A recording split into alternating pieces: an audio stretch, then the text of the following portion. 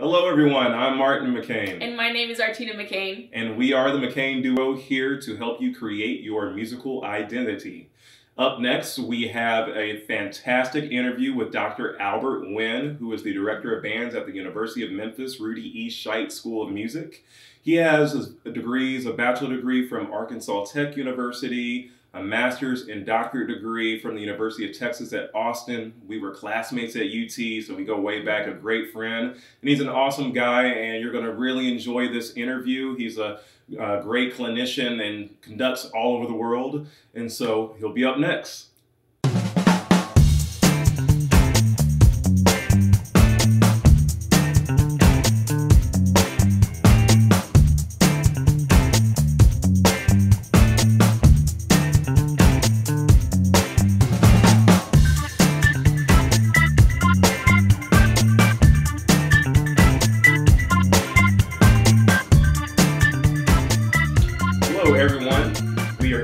Dr. Albert Nguyen, Director of Bands at the University of Memphis. Albert, thank you so much for being here. Yeah, thanks for having me. This is welcome. going to be fun. Yeah. Absolutely. So Albert, we are highlighting all types of musicians from all over the world who have different specialties, and we're so excited to have you because you're a conductor and you're an awesome dad, which I'm really interested in, like how you're meshing those two. So tell us a little bit about your musical journey. You can go back to your childhood and how you ended up to where you are. Childhood. Let's see. It was a dark and stormy night. Oh. Well, my dad was the choir director at our church. I remember growing up, there was a Vietnamese mass at Christ the King Catholic Church in Fort Smith. And he was the choir director there for a little while. So that was probably my first exposure to formal music. And music was always a big part of the house. Fast forward to the 6th grade, you know, everyone joins band or choir or orchestra. I joined band, selected the trumpet because I thought it was the only instrument that we could afford. I wanted to play saxophone, and they said it's going to be $1,000. I said, never mind. And then I played the trumpet, tried out on the trumpet, and the band director, Mike Jones, a longtime friend and now mentor, he said, well, you can do this. And my next question wasn't, hey, how do I do it? It was, how much does this cost? Oh, wow. Interesting. And he said, you could probably find one used for $100. I said, okay, I'll see if my mom and dad will let me. They found one used for $100, an old Bundy trumpet. And then advanced through that, switched to horn at the end of my 6th grade year. I went to music camps on scholarship, and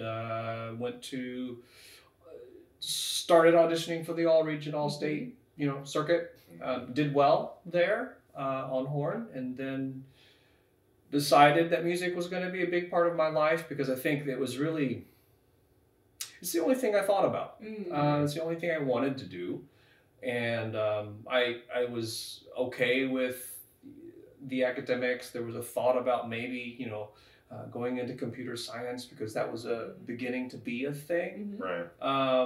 But thinking about composing and thinking about conducting and definitely thinking about playing the horn for the rest of my life was something that was leading all of my thoughts. And so about my sophomore year in high school, I decided that I was going to enter into music in some form or fashion. I just didn't know what. The problem was I wanted to do everything.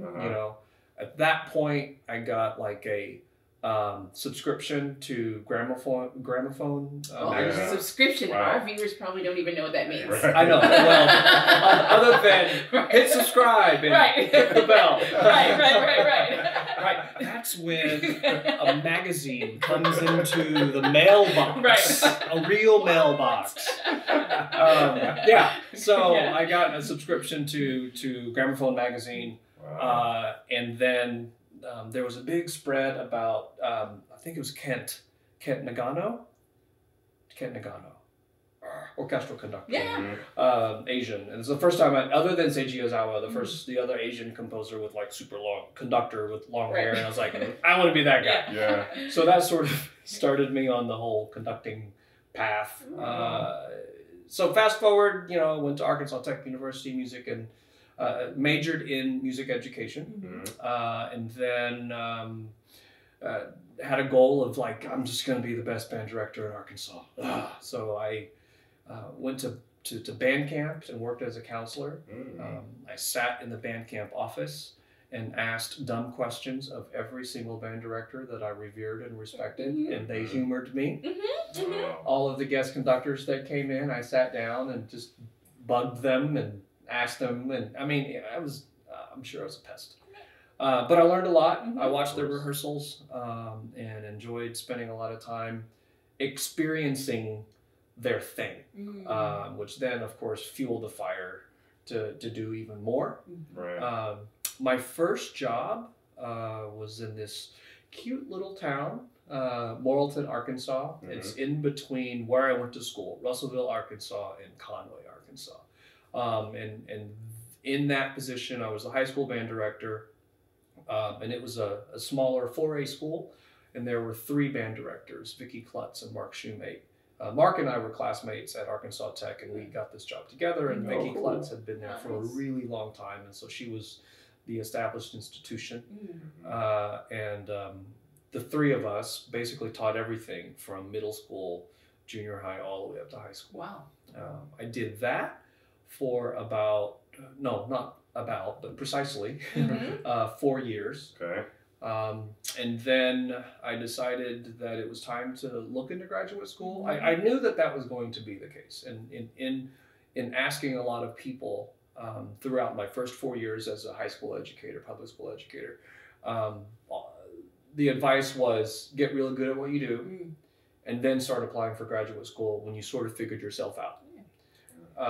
And so that's what I did. First, they say at least for 2 years, like as in the formula. But after 2 years, I feel like I didn't know anything. Right. That first year was absolute survival. Yeah. The second year was still another experiment. The third year was like me being a little cocky, and I made some big mistakes. And then the fourth year was a pretty humble approach to what I did. Yeah. And then right around then, I felt like I at least knew enough to ask the right questions. I knew myself enough to be able to put a really big challenge in front of myself. So anyway, I started applying for graduate schools. I applied only at 2 places, the University of Miami and the University of Texas. Yes. Actually, we're all 3 hook 'em horns. Yeah. I got in at UT Austin, and very fortunate to say that I studied with Jerry Junkin, and my life changed ever since. So master's, doctorate there. My first job out was at the University of Memphis as their assistant director of bands. Found myself in a position of having to step in as the interim director of bands after about 4 years in the position.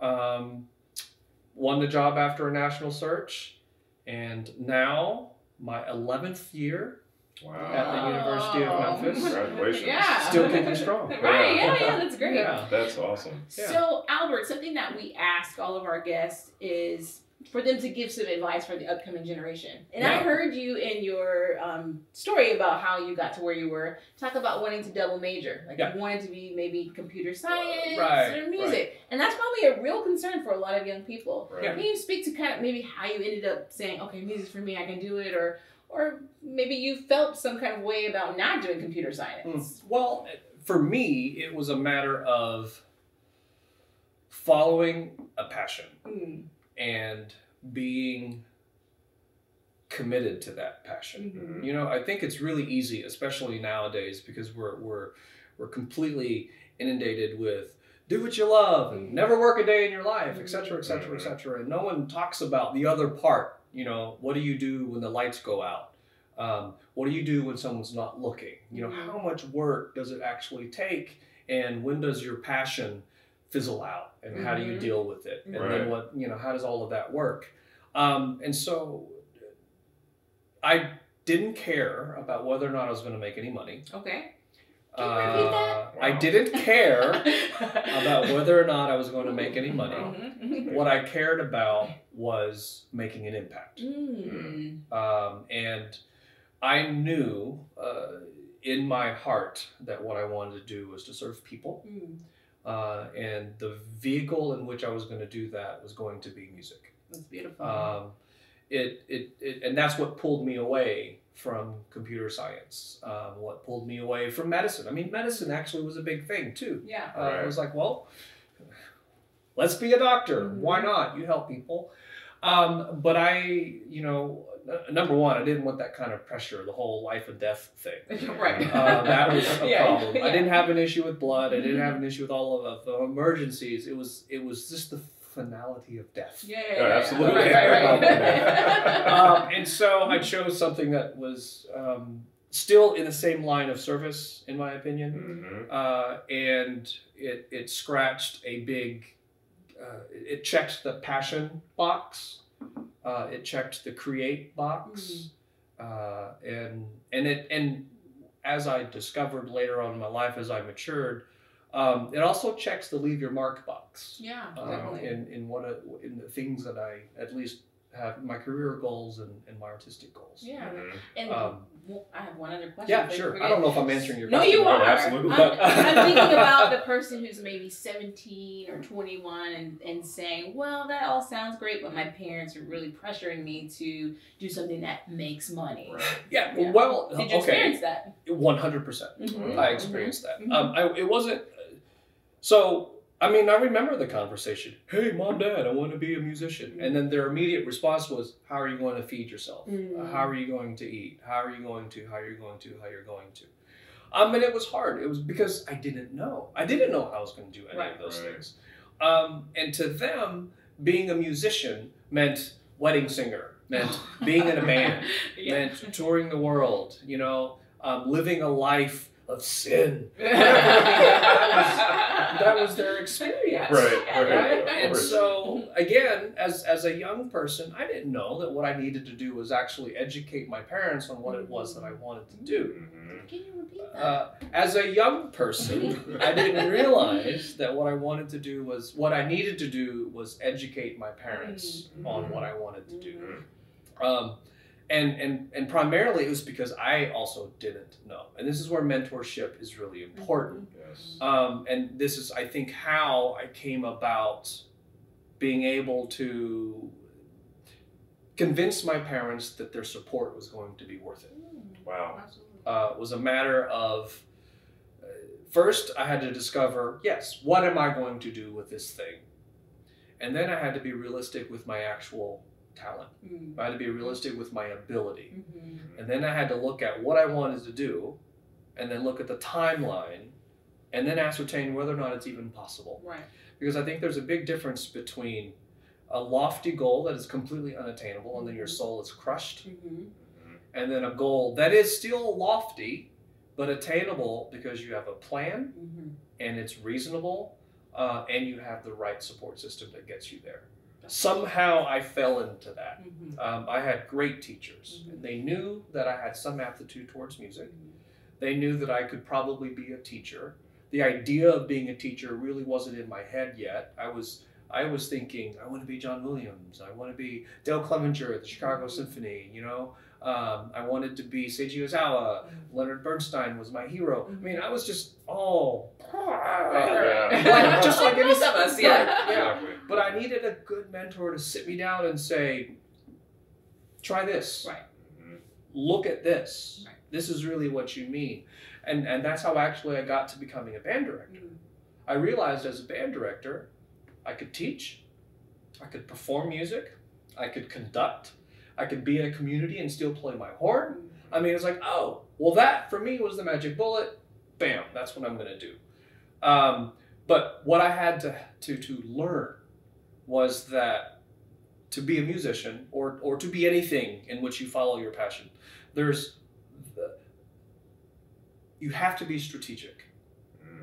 And if you're not, you're going to find yourself lost. You'll take the wrong classes. You may go to the wrong school. You'll definitely make the wrong decisions because there's not a plan. Right. And that's what happened for me. I happened to find some people that gave me a plan. That's awesome. And and it's important for all of us too. Yeah. Absolutely. Yeah. Wow. Man, I mean, with all you're very busy, and I've always enjoyed collaborating with you, and I think that's why, I love collaborating with you in school because you're, like you said, you're very well put together and, very mindful and thoughtful.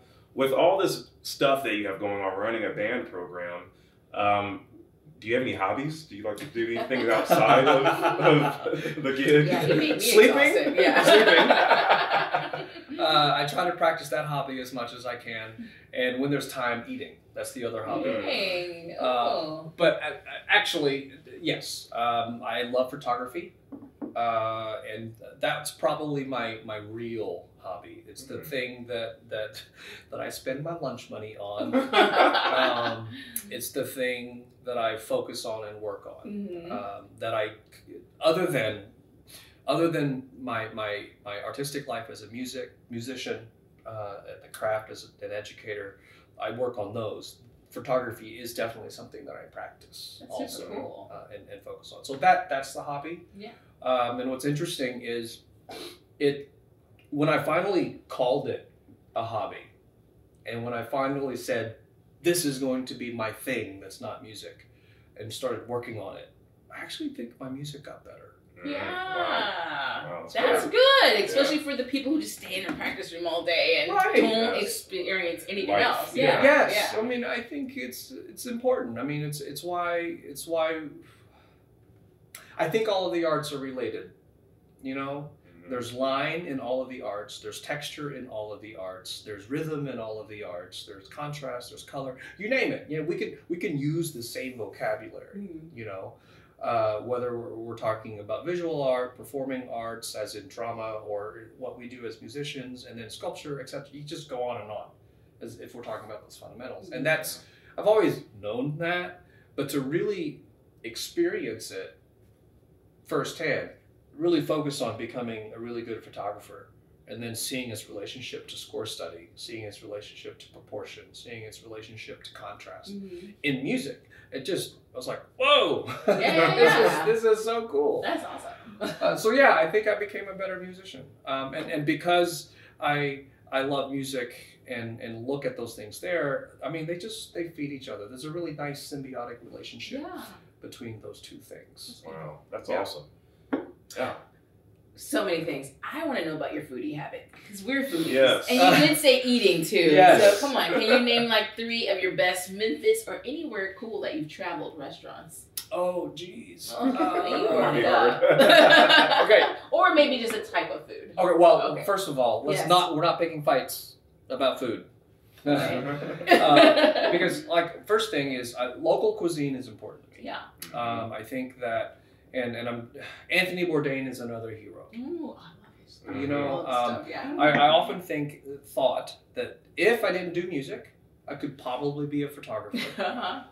If I didn't do that, maybe I could be a chef.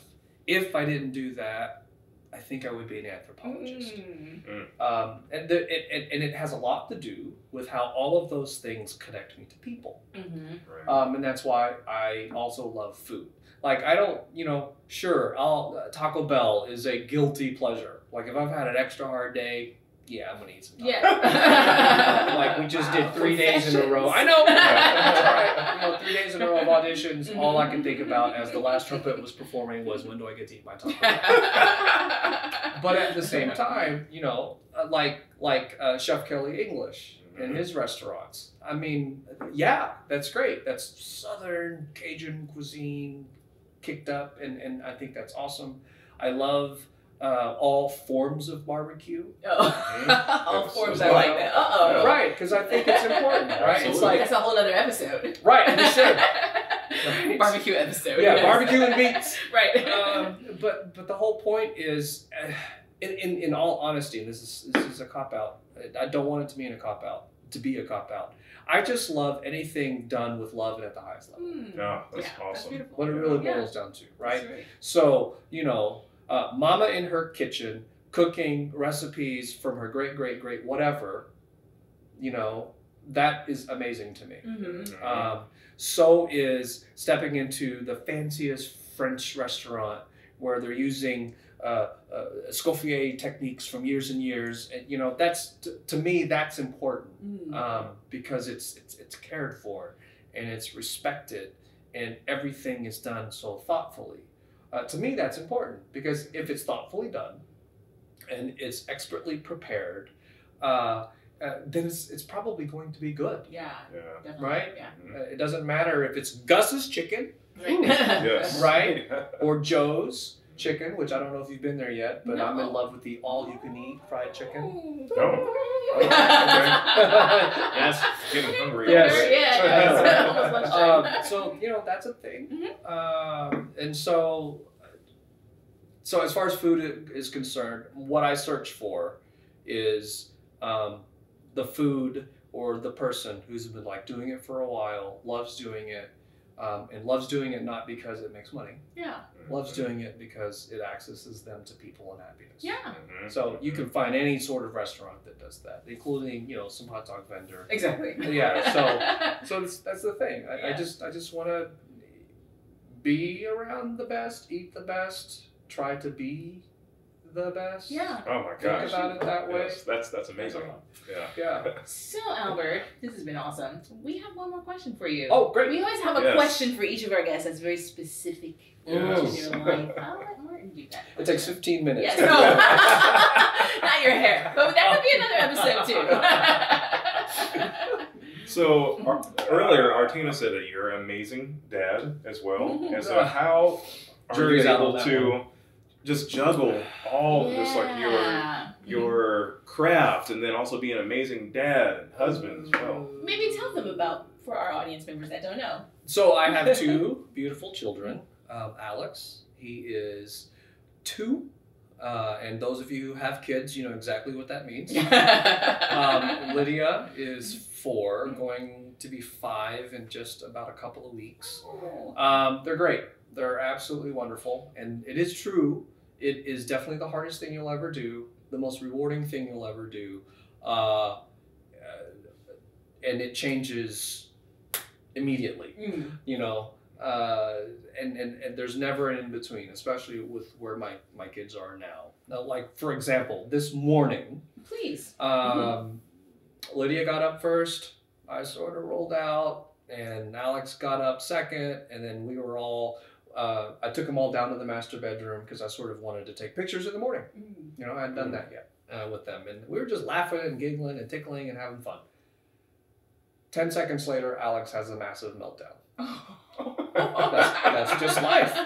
He was hungry. It's because I took too long doing all of that stuff, and he needed to eat. And by golly, that's kind of me too, actually. Right. So that's the contrast is striking from second to second with them, and so it certainly keeps me on my toes. And Amy, and honestly, here's me being real. Please be real. I don't have balance. Okay. I don't. I don't know if that's real. It probably isn't. And if it is, then someone please. Please. Write him. All I now, what I am doing now is mindfully making decisions and making choices with my time. I'm a bullet journalist, journal person now. That's what I do. And that has really, and I started that in October with the idea that it's going to help organize my life in a more specific way, but it also, that type of organization allows me to review my choices to see how I am spending my time. And what it's leading to me to what it leads me to think about at the moment is that my problem isn't a problem of balance. My problem is a problem of mindfulness and being in the moment. When I first became a dad, I found myself having a really hard time being at work because I knew that my wife, Amy, was getting her butt kicked at home with the kid. And then I had a hard time being at home because I knew that my colleagues at the time, Armin and Carol and Frederick and all the other graduate students, they were getting their butt kicked by work. And so there was just this sense of guilt that I had a really hard time with. And what I realized was I wasn't good at anything because of it. I wasn't in it because of it. I was with my kid and with my wife and with, my family, but I was thinking about work. I was at work, and then I was thinking about my family. And so everything just sucked. Yeah. In the end. And so what I now have evolved to is when I'm at work, I'm thinking about work. So I've moved into this like mode of compartmentalization. When I'm at home, I have to be at home. And so now my day looks like a pie chart. You know, from here to here, this is what I'm doing. From here to here, this is what I'm doing. And from here to here, this is what I'm doing. I also realized that in all of those pieces of the pie, there was nothing in there for me. Yeah, there was nothing in there. It was work, and then it was family, and then it was work, and then it was family, and none of that was Amy, and none of that was Albert, and definitely that took its toll. You know, it's a challenge for couples with children, and it's a challenge for yourself when you're really under that kind of stress to figure stuff out. So what I ended up doing was finally evolve to a place where, okay, I can only do so much from here to here. That's all. And if I don't get it done, I just didn't get it done. It moves to the next thing. Right. Yeah. I had to be more realistic with saying yes and saying no and being okay with the fact that my time is valuable. Not only to me, but to my family and then to my students, and that like all of these things had to be protected. And so the quest for balance is ongoing, but I think I'm coming to some realizations in that I now know that I can't do it all. I now know that there is a support system everywhere we go. There are great colleagues like you guys who, if I needed help for something, you would do it. Likewise, I would for you. And asking for help is not weakness, and saying no is not being rude. I would much rather say no and be okay than say yes and fail. Right. Which is now where I am in my life. So again, I don't think I'm doing a really good job answering any of your questions. No, you're doing awesome, actually. I think being real, and that's what people want to hear, is like, you know, that's what's important. Because that's how do we really do things? Because sometimes we put on like, you know, a clean face, and that's not how things are. So I actually think this is the most helpful. Like, no, it is messy. So, it's messy. Some days my children don't see me. Yeah. And sometimes my colleagues don't get replies. Right. And that's okay. And that needs to be said. So thank you for saying it. Yeah, that's it. This was amazing. Very enlightening. Thank you for being so honest too. Yeah. Well, thank you, Albert, for joining us. Yeah. And tell them where they can find you. If you want to be found, maybe he doesn't want to be found. My Instagram is a Nguyen 901. So Nguyen 901. You can find me there. You can use my University of Memphis email to find me on Facebook. And I, should be much better at a website. I don't have one yet. That's okay. You're too busy compartmentalizing self-care, which is perfectly fine. One of these days I'll be able to say, brought to you by Squarespace. Right. We're not there yet. Well, that's great. So you guys should definitely follow up and follow Dr. Nguyen. He's an amazing person, and we've so enjoyed this interview with you today. Thank you. You guys are awesome.